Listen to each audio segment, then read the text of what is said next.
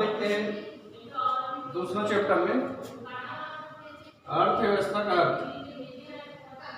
अर्थव्यवस्था एक ऐसी आर्थिक प्रक्रिया है, अर्थव्यवस्था एक ऐसी आर्थिक प्रक्रिया है जिसमें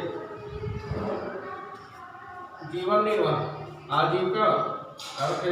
अर्थव्यवस्था एक ऐसी प्रक्रिया है जिसमें आजीविका या जीवन निर्वाह की। अर्थव्यवस्था एक ऐसी प्रक्रिया है जो जिसमें हम जीवन निर्वाह जीवन यापन का आधार का अध्ययन करते हैं। अर्थव्यवस्था में उत्पादन, विनिमय, वितरण।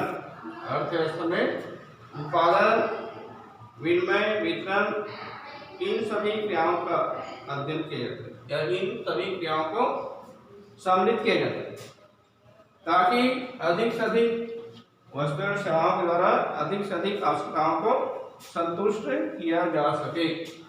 अब सबको मालूम है वस्तु और सेवा का उत्पादन किया जाता है, तो वस्तु और सेवा का उत्पादन क्यों की जाती है? इसका मुख्य उद्देश्य क्या होता है?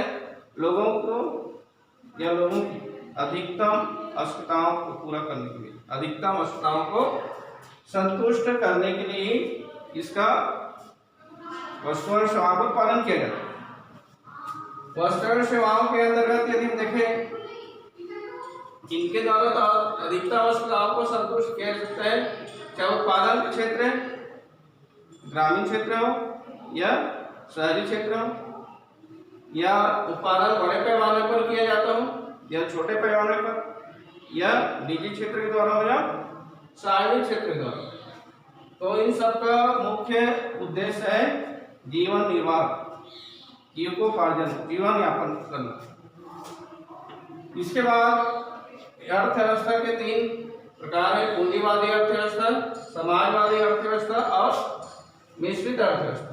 तो सबसे पहले हम देखते हैं पूंजीवादी अर्थव्यवस्था। पूंजीवादी अर्थव्यवस्था की विशेषताएं आपके पुस्तक में पॉइंट नहीं दिया होगा, आपको पॉइंट को बना करके वर्णन करना है, काफी लिखना है, नोट्स बनाना है। तो पहला देखते हैं निजी संपत्ति। पूंजीवादी अर्थव्यवस्था में निजी संपत्ति का अधिकार होता है। पूंजीवादी अर्थव्यवस्था में निजी संपत्ति का अधिकार होता है। कोई भी व्यक्ति पूंजी निर्माण कर सकता है, प्रयोग कर सकता है, रख सकता है, क्रय विक्रय कर सकता है, या कोई भी व्यक्ति जो पूंजीवादी अर्थव्यवस्था के अंदर होता है वह क्या कर सकता है? अपनी पूंजी को, व्यक्तिगत पूंजी को हस्तांतरित भी कर सकता है। पहला पॉइंट क्या लिखूंगे? निजी संपत्ति में, पूंजीवादी अर्थव्यवस्था में निजी संपत्ति का अधिकार होता है। प्रत्येक व्यक्ति को संपत्ति रखने का, प्रयोग करने का, क्रय विक्रय करने का अधिकार होता है और वे अपनी निजी संपत्ति को हस्तांतरित भी कर सकता है। दूसरा है आर्थिक स्वतंत्रता। पूंजीवादी अर्थव्यवस्था में आर्थिक स्वतंत्रता पाई जाती है। कोई भी पूंजीवादी अर्थव्यवस्था में कोई भी व्यक्ति, कोई भी व्यवसाय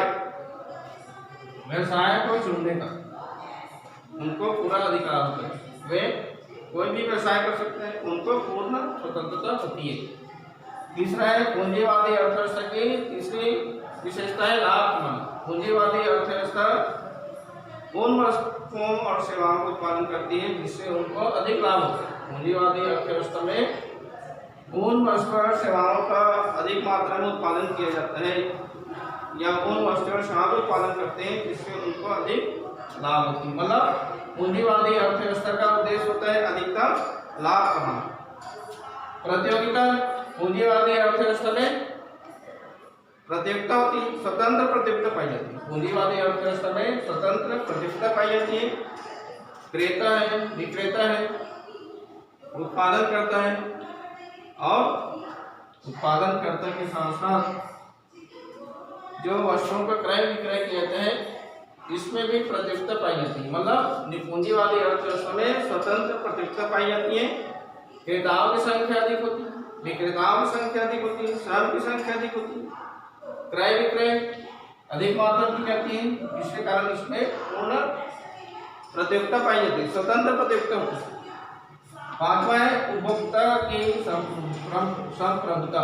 पूंजीवादी अर्थव्यवस्था में उपभोक्ता सार्वभौमिक सत्ता प्राप्त है। पूंजीवादी अर्थव्यवस्था में उपभोक्ता को सार्वभौमिक सत्ता प्राप्त है। वे अपनी आय को, उपभोक्ता में अपनी आय को किसी भी वस्तु पर खर्च कर सकते हैं। पूंजीवादी अर्थव्यवस्था में उपभोक्ता को सार्वभौमिक सत्ता प्राप्त है। वे अपनी आय को किसी भी वस्तु पर खर्च कर सकता है या किसी भी वस्तु को खरीद सकता है या क्रय विक्रय कर सकता है। यह हो गया पूंजीवादी अर्थव्यवस्था की विशेषताएं। इसके बाद दूसरा है समाजवादी अर्थव्यवस्था की विशेषताएं। समाजवादी अर्थव्यवस्था की विशेषताएं, तो इसमें पहला है सामाजिक स्वामित्व। समाजवादी अर्थव्यवस्था में समाजवादी अर्थव्यवस्था में समाज का स्वामित्व होता है, मतलब सरकार स्वामित्व। समाजवादी अर्थव्यवस्था में पहला है सामाजिक स्वामित्व, इसमें सरकार स्वामित्व। वे सरकार क्या करती है, अपनी अनुसार वस्तु और सेवा का उत्पादन करती है। ये है सामाजिक स्वामित्व। दूसरा है आर्थिक स्वतंत्रता की अनुपस्थिति। समाजवादी अर्थव्यवस्था की दूसरी विशेषता है आर्थिक स्वतंत्रता की अनुपस्थिति।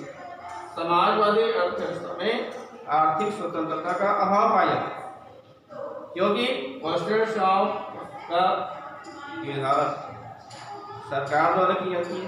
इसलिए इसमें जो भी वस्तुओं की कीमतों का निर्धारण सरकार द्वारा की जाती है, इसलिए कहा जाता है आर्थिक स्वतंत्रता की अनुपस्थिति। आप ये लिख सकते हैं समाजवादी अर्थव्यवस्था में आर्थिक स्वतंत्रता का अभाव होता है। क्यों? क्योंकि इसमें स्वतंत्रता नहीं पाई जाती है, क्योंकि सरकार इस पर नियंत्रण करती है। तीसरा है कीमत तंत्र की गौण भूमिका। समाजवादी अर्थव्यवस्था में कीमत तंत्र की जो भूमिका होती है वे गौण होती है। इसमें वितरण एवं लेखांकन, इसमें क्या होता है, कीमत एवं लेखांकन को विशेष प्राथमिकता दी जाती है। चौथा है प्रतिस्पर्धा का अभाव। समाजवादी अर्थव्यवस्था में प्रतियोगिता का अभाव पाया जाता है। क्यों? क्योंकि इसमें स्वतंत्र प्रतियोगिता नहीं होती। पूंजीवादी समाजवादी अर्थव्यवस्था में प्रतिस्पर्धा का अभाव पाया जाता है। आप ये बताना है कि समाजवादी अर्थव्यवस्था में स्वतंत्र प्रतियोगिता नहीं पाई जाती है। क्यों? क्योंकि इसमें वस्तुओं सेवाओं की जो कीमत का निर्धारण है वे सरकार द्वारा निर्धारित होती है, इसलिए इसमें प्रतिस्पर्धा का अभाव पाया जाता है। पांचवा है आर्थिक असमानताओं का अभाव। समाजवादी अर्थव्यवस्था में आर्थिक असमानता का अभाव पाया जाता है, मतलब आर्थिक समानता पाई जाती है। समाजवादी अर्थव्यवस्था में आर्थिक असमानता का अभाव मतलब है आर्थिक समानता पाई जाती है। क्यों? क्योंकि समाजवादी अर्थव्यवस्था आप सबको मालूम है, जो भी वस्तु और सेवा का उत्पादन किया जाता है इसका उद्देश्य लाभ कमाना नहीं होता, सामाजिक कल्याण के लिए उत्पादन की जाती है। इसलिए इसमें सामाजिक समानता पाई जाती है। इसके बाद निश्चित अर्थव्यवस्था की विशेषताएं। तीसरा है निश्चित अर्थव्यवस्था की विशेषताएं। निजी एवं सार्वजनिक क्षेत्र का सहअस्तित्व। इसको सब आप जानते हैं, निश्चित मतलब निजी और सार्वजनिक दोनों का मिश्रण होता है, दोनों को मिला करके निश्चित अर्थव्यवस्था का निर्माण होता है। इसलिए निश्चित अर्थव्यवस्था की पहली विशेषता है निजी एवं सार्वजनिक क्षेत्र का सह-अस्तित्व। निश्चित अर्थव्यवस्था में निजी एवं सार्वजनिक क्षेत्र का सह-अस्तित्व होता है। दूसरा है कीमत प्रणाली। निश्चित अर्थव्यवस्था में कीमत जो प्रणाली होती है, कीमत तंत्र।